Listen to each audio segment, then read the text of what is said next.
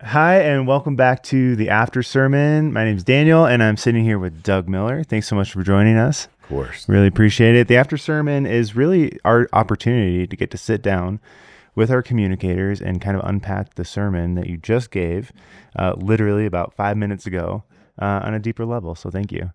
Really appreciate it.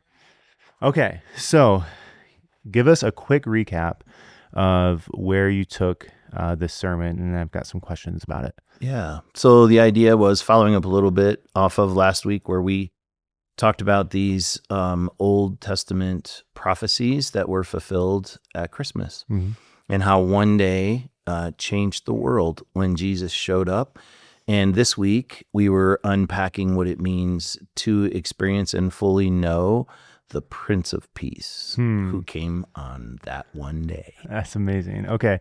So that actually drops really well into my first question, because you mentioned this conversation you had with your son, Luke, about, what about this idea of the Prince of Peace? Can you just kind of take us behind the scenes a little bit on that conversation? And Yeah. Well, Luke was actually in an airport, so it was all like texting, Yeah. emailing, and back and forth. And the whole idea was, for some reason, Prince of Peace jumped off the page to me different this year, which I'm always appreciative when you see things with some fresh eyes. And I was like, that's just interesting. There's a reason for those words. Why the prince and not the king?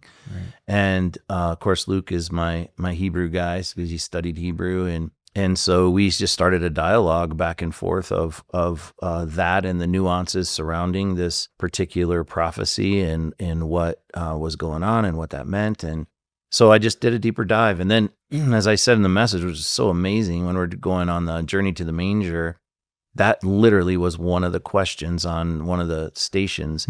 Why the prince? Why is he the Prince of Peace? So the idea is that he came to deliver the heart, the passion, and the peace that comes from his heavenly Father. That's what it's all about. That's amazing. I love that. And I love that you were able to bring that fresh perspective to us as well.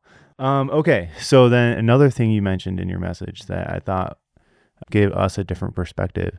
You said that you realized that this message was actually for you. Yeah. When did you realize that? And what did God do in your heart once that kind of realization hit you? Yeah. Well, we kind of lay our series out in advance, and I'm working on my weeks, if not months ahead of time, where I just keep taking notes and thoughts, and I have a file where I keep all those things. And so on Monday, I pulled that file back up and I started looking at it in light of all of the things that are going on in our lives right now and in my life. And I was like, wow, this is uncanny that it hits on this Monday when the Saturday before our lives got super complicated with just some of the things that were going on with Beth's family and my pending surgery and just all of the numbers of things that come with this time of year, and walking through some of that stuff without Beth being home because she's with her family, helping to care for her mom and dad. And Monday was the day it hit me hard. And my journal has this little entry in it that I'm going to have to walk this path first, which is good. When it comes from the heart, it's better anyway. Oh, yeah. And there's just a lot of feelings surrounding the timing of that for me personally. Yeah. Oh, I love that.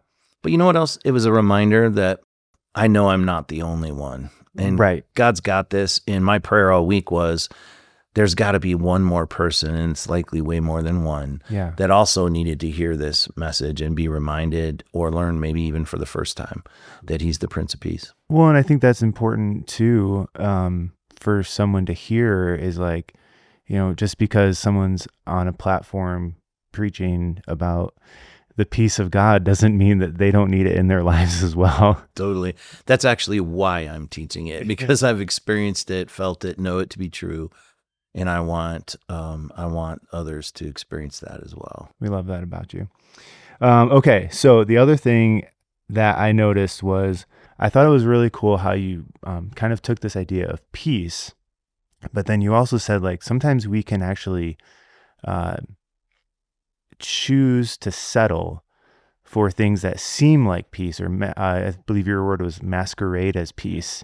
Take us through your thoughts behind the human heart and why do we do that? What is our predisposed nature of settling? Well, I think first of all, there's a lot of pride wrapped into that. So that if I need to pursue or want to experience and know peace, then I got to go hustle and figure it out. Where will I find peace? What do I think will bring calmness in my life?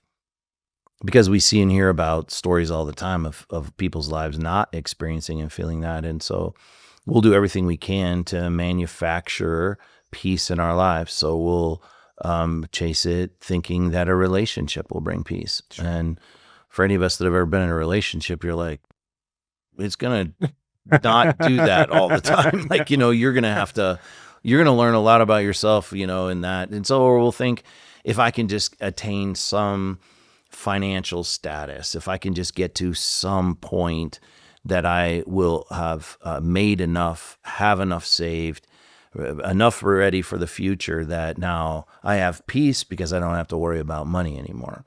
Well, we know that doesn't work either. As you get on that rat race of trying to, accumulate more, sure, you just realize that the human heart is predisposed to want to accumulate more, and it never brings the peace. Actually, oftentimes it makes it worse. So in all these different ways that we try and find peace, achieve peace, it's masquerading and not giving it's elusive, right? It lasts maybe for a moment or two, and then the next crisis hits, and then what? And for all of us that have ever tried to find peace in multiple places besides the Prince of Peace, we know that it just doesn't work. Yeah. It made me think of when Jesus said, I think it's in Mark, where he's like, what good does it do for someone to gain the whole world and yet forfeit their soul? And it's like, to me, that means like this constant chase of whatever more might be, whatever we think might be peace, or whatever's going to scratch that itch. It's not what we're made for. Yeah. It's what we're predisposed to, but it's not what we're made for. Well, it's like we've been learning this whole year. I think it's important for all of us to have this sense of understanding that pursuing Jesus needs to be more than an idea. It needs to be more than just something that we've heard I need to do, or something that I dabble with.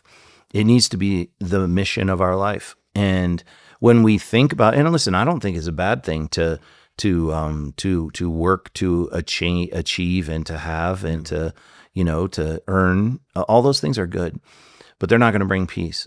But if we will, with this a different kind of tenacity, pursue Jesus in our time with him, in our, as Paul said in the passage I quoted in the message, that we will pray about everything instead of worrying about anything.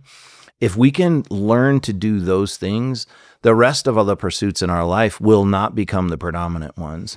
We'll keep it prioritized right. And the part of the outflow of that is that we'll begin to experience out of that, the fullness of this relationship, this peace that God tells us will literally blow our minds. It will be beyond our ability to understand how the circumstances of life won't shake me, because I know who has this stuff all handled.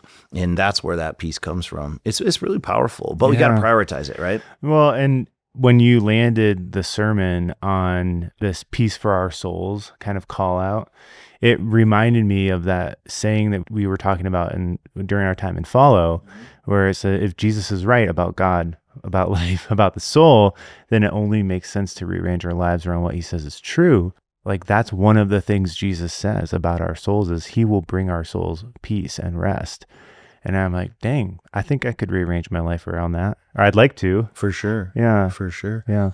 And I think for someone that might be listening today who's experiencing one of those seasons of life that's real challenging and it feels like no peace, everything feels like just there's restlessness. I love the word you used for the opposite of peace, was chaos. Yeah. And I was like, that resonates. If you haven't tried it, give Jesus a chance. And that's really what Christmas was about. Our Heavenly Father saying, I love you, I care about you, and I want to give you a gift.